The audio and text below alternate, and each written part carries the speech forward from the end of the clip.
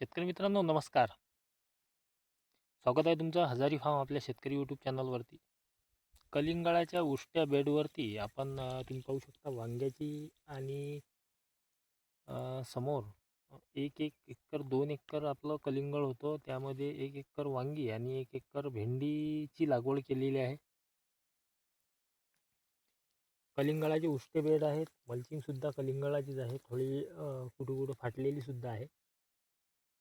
पण आणि ही लागवड कधी केली, कुठं केली आणि विशेष म्हणजे मित्रांनो ही लागवड जी आहे ती अति उष्ण भागामध्ये लागवड आहे. महाराष्ट्रातील अकोला जिल्ह्यामध्ये, विदर्भामध्ये ही लागवड आहे. आपण याच शेतातून 2 एकरामध्ये जवळपास 8.25 लाख रुपयाचं कलिंगड या शेतातून विकलेलं आहे. त्याचा सुद्धा व्हिडिओ आपण चॅनलवरती टाकलेला आहे. 12 फेब्रुवारी रोजी आपल्या कलिंगडाची कटिंग सुरू झाली होती. 23 नोव्हेंबर रोजी लागवड केली होती. आता त्याच उष्ट्या बेडवरती आपण जवळपास अकोला जिल्हा आज 43-44 डिग्रीचं तापमान आहे. त्या टेम्परेचरमध्ये सुद्धा आपण तुम्ही पाहू शकता वांगी लागवड केलेली आहे 31 मार्च रोजी. आणि आता तुम्ही पाहू शकता की वांगी जी आहे ती चांगल्या प्रकारे सेट झालेली आहे. भेंडीसुद्धा भेंडीची बियाण्याची लागवड केली होती. भेंडीसुद्धा चांगल्या प्रकारे निघालेली आहे. थोडं जर्मिनेशनचा थोडाफार प्रॉब्लेम आलेला आहे, पण वांगी आता चांगल्या प्रकारे सेट झालेली आहे. लागवड करण्याचा उद्देश हाच होता मित्रांनो की एकतर विदर्भाचं टेम्परेचर, त्यातल्या त्यात अकोला जिल्हा, पण बेड तयार होते, मल्चिंग टाकलेली होती, ड्रीप अंथरलेली होती, सर्व गोष्टी तयार होत्या. विदर्भातील 43-44 डिग्रीच्या तापमानामध्ये भाजीपाला घेणं म्हटलं तर मनाला वाटत होतं की शक्यता खूप कमी आहे. कारण एवढ्या टेम्परेचरमध्ये भाजीपाला म्हणजे आता तुम्ही बघू शकता आता 11:30 ते 12ची वेळ झालेली आहे.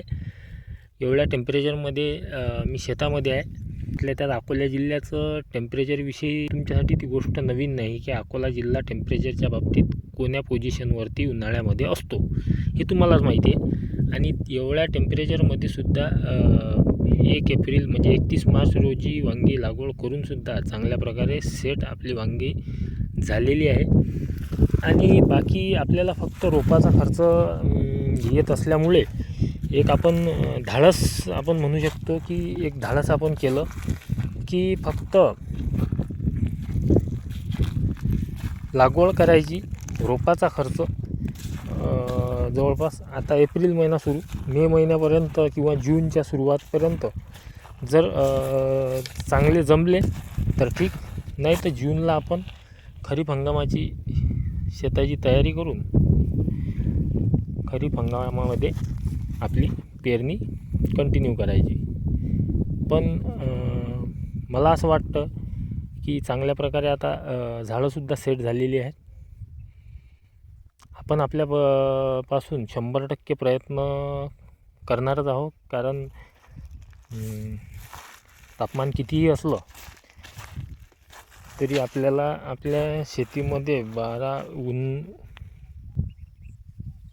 ऊन म्हणजे टेम्परेचर 44 असो की 45 असो की 48-50 असो, आपल्या शेतीला जो आपण वेळ देतो तो आपण देणारच आहोत. आणि आपल्यापासून जे आहेत आपण 100% प्रयत्न या 2 एकरासाठी आपण करणारच आहोत.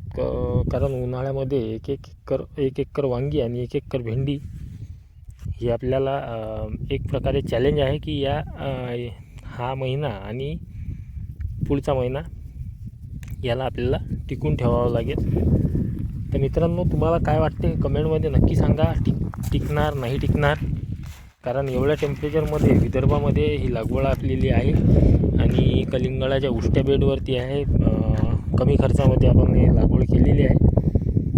तर कमेंटमध्ये नक्की सांगा यामध्ये आपण कोणत्या नवीन गोष्टीसुद्धा करायच्या असतील त्यासुद्धा सांगा, आणि टिकणार नाही टिकणार हे सुद्धा सांगा, आणि तुम्हाला हा प्रयोग कसा वाटला हे सुद्धा कमेंटमध्ये नक्की सांगा.